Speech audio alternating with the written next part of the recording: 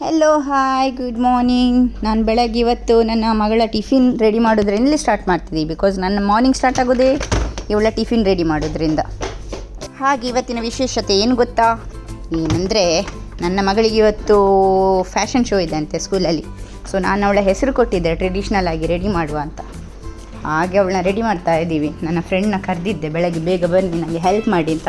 Because ನನಗೆ tiffin ready ಮಾಡಬೇಕು, ಅದರ ಜೊತೆ ಇವಳನ್ನೂ ರೆಡಿ ಮಾಡಬೇಕಲ್ಲ, ಕಷ್ಟ ಆಗ್ತದೆ. ಹಾಗೆ ನನ್ನ ಫ್ರೆಂಡ್ ಬಂದು ಅವಳನ್ನ ಜಿಗ್ ಜಗ ಅಂತ ರೆಡಿ ಮಾಡ್ತಾ ಇದ್ದಾರೆ. ಅಲ್ಲ, ಸ್ಕೂಲಲ್ಲಿ ಇವರು ಫ್ಯಾಷನ್ ಶೋ ಮತ್ತು ಟ್ಯಾಲೆಂಟ್ ಶೋ ಅಂತೆ. ಟ್ಯಾಲೆಂಟ್ ಶೋಗೆ ಹೆಸರು ಕೊಡ್ಬೋದು, ಫ್ಯಾಷನ್ ಶೋಗೂ ಕೊಡ್ಬೋದು. ಬಟ್ ಪೇರೆಂಟ್ಸ್ ಹೋಗಿ ಅಲ್ಲಿ ಡ್ರೆಸ್ಅಪ್ ಮಾಡಲಿಕ್ಕಿಲ್ಲ, ಟೀಚರ್ಸ್ ಮಾಡಲಿಕ್ಕೆ ಅಂತೆ. ಅದೆಲ್ಲ ಕಷ್ಟ ಅಲ್ವಾ? ಹಾಗೆ ನಾನು ಅವಳನ್ನು ಬರೀ ಫ್ಯಾಷನ್ ಶೋಗೆ ಹಾಕಿದ್ದೆ. ಅವಳಿಗೆ ಡ್ರೆಸ್ಅಪ್ ಮಾಡೋದು, ಮೇಕಪ್ ಮಾಡೋದು ತುಂಬ ಇಷ್ಟ. ಈಗಾದರೂ ಒಂದು ಒಕೇಶ್ನಲ್ಲಿ ಸಿಗ್ತದಲ್ಲ, ಹಾಗೆ ಅವಳನ್ನ ಚೆಂದ ಮೇಕಪ್ ಮಾಡಿ ಡ್ರೆಸ್ ಎಲ್ಲ ಮಾಡಿ ಕಲಿಸುವ ಅಂತ. ತುಂಬ ಡೇಸಿಂದ ಬಾರಿ ಕ್ಯಾಟ್ ವಾಕ್ ಮಾಡ್ಕೊಂಡೆಲ್ಲ ಪ್ರಾಕ್ಟೀಸ್ ಮಾಡ್ತಾ ಇದ್ಲು. ಆ ಎಕ್ಸೈಟ್ಮೆಂಟ್ ಲೆವೆಲ್ ಫೈನಲಿ ಬಂತು. ಇಲ್ಲಿಂದ ಇನ್ನೊಂದು ಫ್ರೆಂಡಿಗೆ ಮನೆ ಕಳಿಸಿದೆ, ಅವರೇ ಮೇಕಪ್ ಮಾಡಬೇಕಂತ ಅವಳಿಗೆ. ಅದು ಹಿಂದಿನ ದಿವಸನೇ ಹೇಳಿದ್ಲು, ನನ್ನನ್ನು ಅಲ್ಲಿಗೆ ಕಳಿಸಿ ನನಗೆ ಅವರೇ ಮೇಕಪ್ ಮಾಡಬೇಕು ಅಂತ. ಹಾಗೆ ಅವಳಿಗೆ ಮೇಕಪ್ ಮತ್ತೇನೆಲ್ಲ ಆರ್ನಮೆಂಟ್ಸ್ ಎಲ್ಲ ಹಾಕಬೇಕಲ್ಲ ರೆಡಿ ಮಾಡಲಿಕ್ಕೆ. ನನ್ನ ಮನೆಯಿಂದ ಇನ್ನೊಂದು ಮನೆಗೆ ಹೋದ್ವಿ. ಅಲ್ಲಿ ಹೋಗಿ ಅವಳನ್ನೆಲ್ಲ ರೆಡಿ ಮಾಡ್ತಾಯಿದ್ರು. ಮಕ್ಕಳಿಗಿದು ಸ್ವಲ್ಪ ಮೇಕಪ್ ಮಾಡೋದಂದರೆ ತುಂಬ ಇಷ್ಟ ಅಲ್ಲ. ಅದರಲ್ಲೂ ಹುಡುಗಿರು ಹೇಳೋದೇ ಬೇಡ, ನಾವು ಅದರಲ್ಲೆಲ್ಲ ತುಂಬ ಫೇಮಸ್ ಅಲ್ವಾ, ಮೇಕಪ್ ಮಾಡ್ಕೊಳ್ಳೋದ್ರಲ್ಲಿ ಚೆಂದ ಕಾಣ್ಕೋಬೇಕು ಅಂತ ತುಂಬ ಇಷ್ಟ ಅಲ್ವಾ. ಹಾಗೆ ಆಮೇಲೆ ಫ್ರೆಶ್ ಮಲ್ಲಿಗೆ ಹೂವೆಲ್ಲ ಸಿಕ್ಕಲಿಲ್ಲ ನಮಗೆ. ಇಲ್ಲಿ ಎಲ್ಲಿ ಸಿಗ್ತದೆ? ಸಿಕ್ಕಿದ್ರು ಈ ಮಕ್ಕಳಿಗೆಲ್ಲ ನಾವು ಫ್ರೆಶ್ ಹೂವು ಹಾಕಿ ಅವ್ರನ್ನ ಅಂದ ಚೆಂದ ಮಾಡಿ ಸ್ಕೂಲಿಗೆ ಕಲಿಸುವಷ್ಟರಲ್ಲಿ, ಆ ಪ್ರೋಗ್ರಾಮ್ ಸ್ಟಾರ್ಟ್ ಆಗೋಷ್ಟರಲ್ಲಿ ಆ ಮಲ್ಲಿಗೆ ತಲೆಯಲ್ಲಿ ಇರ್ತದಾ? ಇಲ್ಲ ಅಲ್ಲ.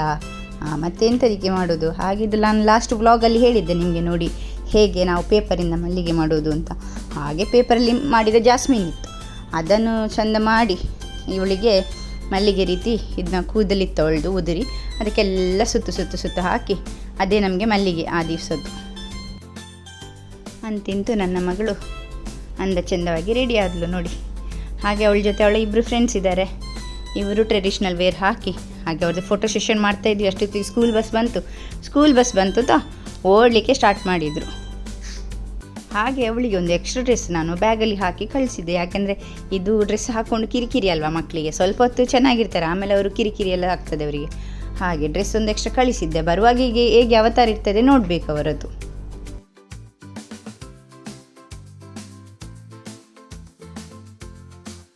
ಎಂತ ತಂದದ್ದು ಇವತ್ತು ನೀವು ಬ್ರೇಕ್ಫಾಸ್ಟ್ಗೆ?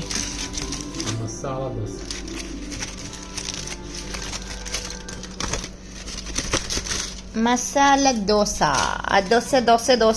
ಮಸಾಲ ದೋಸೆ. ಯಾರಿಗುಂಟು ಯಾರಿಗಿಲ್ಲ, ಯಾರಿಗೆ ಬೇಕು ಬನ್ನಿ ಮಸಾಲ ದೋಸೆ.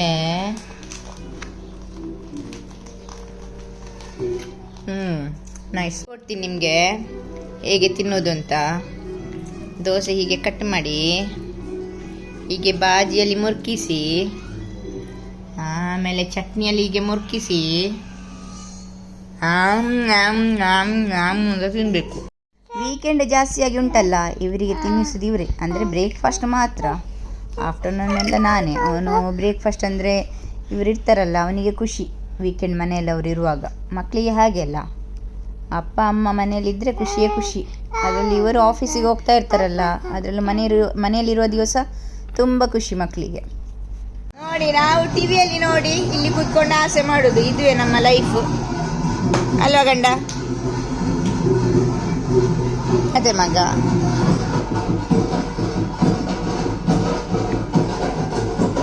ಅಲ್ಲ ಇದೇ ಅಲ್ಲ ಹಿಂದಿದ್ದು ಅಂಬಡಿ ಗಾಸಿಪ್. ಈಗ ಸ್ಕೂಲಿಂದ ವ್ಯಾನ್ ಬಂತು. ಹಾಗೆ ನಾನು ವೆಯ್ಟ್ ಮಾಡೋದು ನನ್ನ ಮಗಳು ಯಾವ ಅವತಾರದಲ್ಲಿ ಬರ್ತಾಳೆ ಅಂತ. ಕಲಿಸುವಾಗ ನಾವು ಅಂದ ಚೆಂದ ಮಾಡಿ ಕಲಿಸಿ, ಬರುವಾಗ ಬೇರೆನೇ ಅವತಾರ ಇರ್ತದೆ. ಹೌದು, ಬರ್ತಾ ಇದ್ದಾಳೆ ನೋಡಿ. ಇವನು ಫುಲ್ ಡ್ರೆಸ್ಸಲ್ಲಿ ಕರೆಕ್ಟ್ ಬಂದಿದ್ದಾನೆ. ಇವಳು ಕೊಟ್ಟ ಡ್ರೆಸ್ ಚೇಂಜ್ ಮಾಡಿದ್ದಾಳೆ. ಹಾಗೆ ಇವಳ ಮಲ್ಲಿಗೆ ನೋಡಿ ಇನ್ನೂ ಫ್ರೆಶ್ ಇದೆ, ತಾಜಾ ಮಲ್ಲಿಗೆ ಹಾಕ್ಕೊಂಡು ಬಂದಿದ್ದಾಳೆ. ಹಾಗೆ ಇಲ್ಲಿ ಇವಳು ಮಗಳಿಗೆ ತುಂಬ ದಿವಸದಿಂದ ಒಂದು ಆಸೆ ಇತ್ತು, ಅಮ್ಮ ನನಗೆ ಹೀಲ್ಸ್ ಚಪ್ಪಲ್ ಬೇಕು ಅಂತ. ನಾನು ಇಂಡಿಯಾ ಹೋದಾಗ ಆಗದಿಂದ ಸ್ಟಾರ್ಟ್ ಮಾಡಿದ್ದು ನನಗೆ ಹೀಲ್ಸ್ ಬೇಕು ಅಂತ. ಹಾಗೆ ಇವಳ ಪಪ್ಪ ಇವತ್ತು ಅವಳಿಗೆ ಸರ್ಪ್ರೈಸ್ ಆಗಿ ಹೀಲ್ಸ್ ಚಪ್ಪಲ್ ತಂದದ್ದು. ಎಷ್ಟು ಖುಷಿಯಾಗಿತ್ತಂದರೆ, ಊಟ ಆದಮೇಲೆ ಒಂದ್ಸರಿ ಹಾಕೋದು, ಆಮೇಲೆ ತೆಗೆದಿಡೋದು, ಆಮೇಲೆ ಒಂದ್ಸರಿ ಸ್ನಾನ ಮಾಡಿ ಆದಮೇಲೆ ಹಾಕೋದು, ಹಾಗೆ ಆಗ್ತಾಯಿತ್ತು. ಹಾಗೆ ನಾನು ಮತ್ತೆ ಇಲ್ಲಿ ನಾವು ಹೀಗೆ ಒಮ್ಮೆ ಫ್ರೆಂಡ್ ಮನೆಗೆ ಹೋಗೋದು, ಒಮ್ಮೆ ಇನ್ನೊಂದು ಫ್ರೆಂಡ್ ಮನೆಗೆ ಹೋಗೋದು. ಎಲ್ಲರೂ ನಮ್ಮ ಓನ್ ಫ್ಯಾಮಿಲಿ ಇದ್ದಾಗೆ ಅಲ್ಲಿ ಹೋಗಿ ಬರ್ತಾ ಇರ್ತೀವಿ.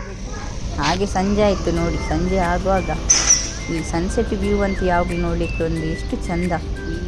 ನೋಡ್ತಾನೇ ಅಲ್ಲಿ ಕೂತ್ಕೊಳ್ಳು ಅನಿಸ್ತಾ ಇರ್ತದೆ.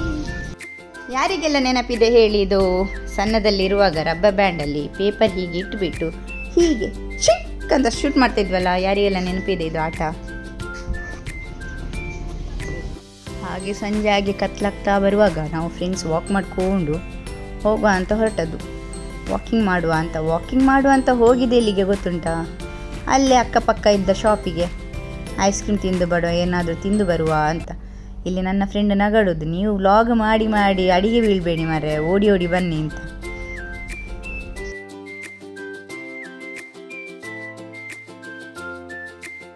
ನೋಡಿ, ವಾಕಿಂಗ್ ಅಂತ ಹೇಳಿ ಬಂದದ್ದು ಐಸ್ ಕ್ರೀಮ್ ತಿನ್ನಲಿಕ್ಕೆ. ವೆರೈಟೀಸ್ ಆಫ್ ಐಸ್ ಕ್ರೀಮ್ ಇರುವಾಗ ಹೀಗೆ ಅಲ್ವಾ, ಯಾವುದು ಚೂಸ್ ಮಾಡೋದು ಅಂತ ನಮಗೆ ಕನ್ಫ್ಯೂಷನ್. ಹಾಗೆ ಇದೆಂತ ಗೊತ್ತುಂಟಾ, ದುಬೈಯಲ್ಲಿ one of the trending ice cream mango ice cream ಅಂತಿದ್ದು. ಮ್ಯಾಂಗೋ ಶೇಪಲ್ಲೇ ಇದೆ ಅದು. ಓಪನ್ ಮಾಡಿದರೆ ಎಷ್ಟು ಟ್ರೆಂಡಿಂಗ್ ಅಂದರೆ ಇದರ ರೀಲ್ಸ್ ನಿಮಗೆ ನೋಡ್ಬೋದು, ಅಷ್ಟು ರೀಲ್ಸ್ ಮಾಡಿದ್ದಾರೆ ಇದರಲ್ಲಿ. ಯಾಕಂದರೆ ಇದರ ಪ್ರೈಸ್ ಕೂಡ ಹಾಗೆ 30 ದಿರಮೆ ಎಂಥದ್ದು ಇತ್ತು ಸ್ಟಾರ್ಟಿಂಗಲ್ಲಿ. ಈಗ ಅದು ಪ್ರೈಸ್ ಫುಲ್ ಡ್ರಾಪ್ ಆಗಿದೆ, 15 ದಿರಮ್ ಬಂದಿದೆ. ಹಾಗೆ ನಾವು ಮಾತ್ರ always cheap and best chocobar ತಿಂದದ್ದು. ಹಾಗೆ ಮನೆಗೆ ಬಂದು ದಸರಾ ನೋಡಿ, ಮಂಗಳೂರಿನ ದಸರಾ ನೋಡಿ ಫುಲ್ ಬೇಜಾರಾಗಿ ಅಲ್ಲಿಯ ಚರ್ಮುರಿ ಎಲ್ಲ ನೆನಪಾಗಿ ಚರ್ಮುರಿ ಮಾಡಿದ್ದು ನಾವು. ಮಂಗಳೂರಿನ ದಸರದ್ದು ಚರ್ಮುರಿ ತಿನ್ನೋದು ಇರ್ಲಿಕ್ಕಾಗ್ತದಾ? ತುಂಬ ಮಿಸ್ ಮಾಡ್ಕೋತೀವಿ ದಸರಾನ.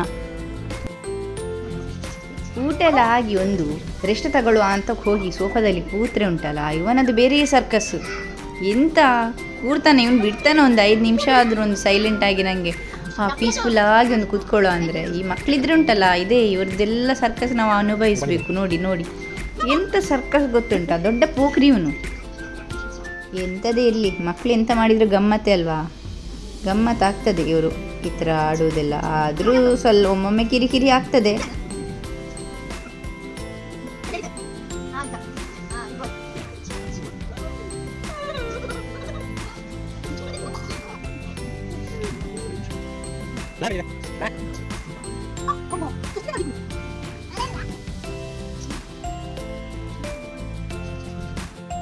Thanks for watching and subscribe to my channel, friends.